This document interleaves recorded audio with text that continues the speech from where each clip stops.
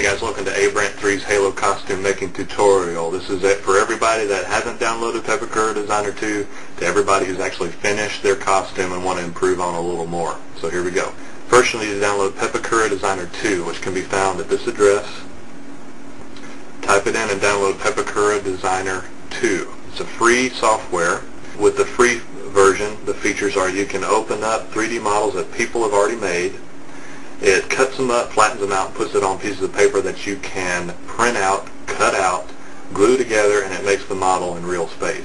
It also allows you to size the pieces according to centimeters, so you'll need to measure your arm or your leg or your waist to make sure the armor fits correctly. It does allow you to edit if you pay $40 to buy a password, which I don't recommend doing because there's already some really nice high detail pieces out there that people have already made and they look great. Any of the lower detail pieces, such as the leg pieces, I can't find any high detail Pepakura models, and I'll show you how to make them more high detail after you've already printed them out and assembled them.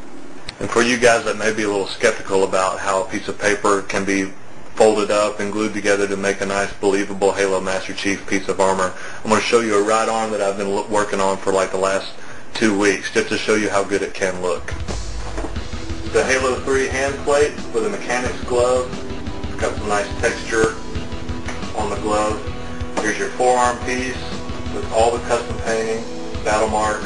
It's got foam on the inside. Just a long sleeve athletic shirt. Here's your shoulder piece with an LED light and a simple circuit with a switch so you can turn it on and off. And it looks great. It's lightweight, it's good mobility, it's strong, and this is paper. It's just fiberglass, and we'll go over how to do all this stuff, the painting and fiberglassing later. What you're going to need to do next is go to the Pepakura file index, which is at this address. Basically, it's a library of all the armor pieces found in Halo, even the multiplayer ones that you can unlock in the game. They range from high detail to low detail. I recommend doing the high detail parts because they look a whole lot better. It takes a little bit more time, but it's really worth it. You're going to need to download the specific type of paper dimensions. There's letter and then there's A4. A4 is a little bit larger, but letter is just your normal notebook piece of paper dimension, and that's the one that's going to be easiest to work with. Now that you're ready to print out the models, you're going to need to do a little shopping. Here's a list of some stuff that you're going to need to make the raw paper models. You're going to need some cardstock, which can be found at any arts and crafts store. It's not actually paper.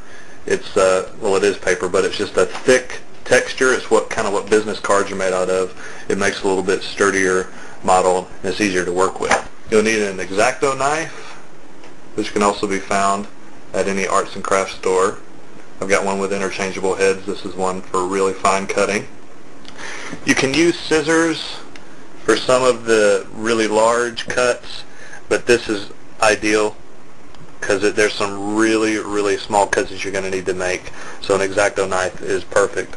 And you're going to need super glue because a lot of the glue sticks that people use are hot glue. You have to sit there and wait for it to dry. Super glue dries quick. You can take your hands off of it and move on to the next piece.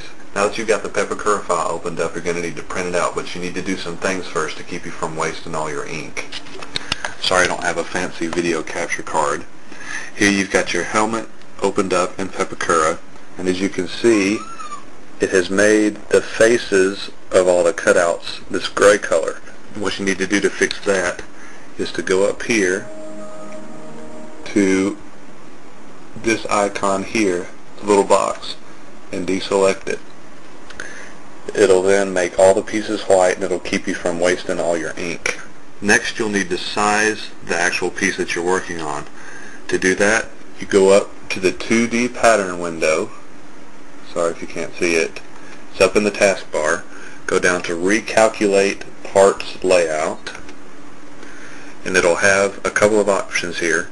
It does auto size with spacing the parts 5% apart.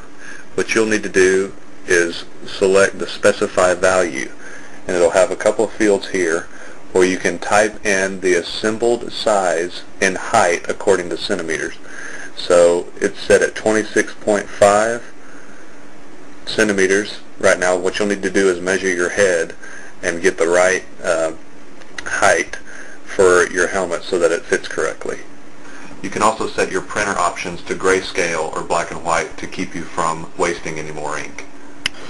This is what a piece looks like. It's just two sections of a piece of armor, the lower leg.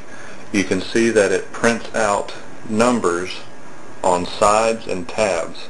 Say this tab right here has a number. It goes to the corresponding side and you glue them together number by number.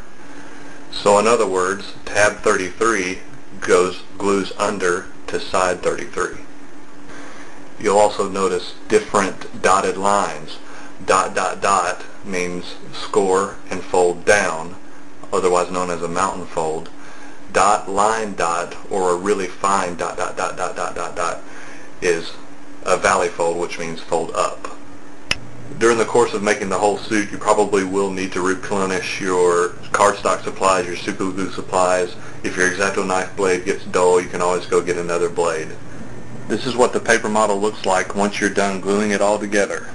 This is the waist piece, front and back.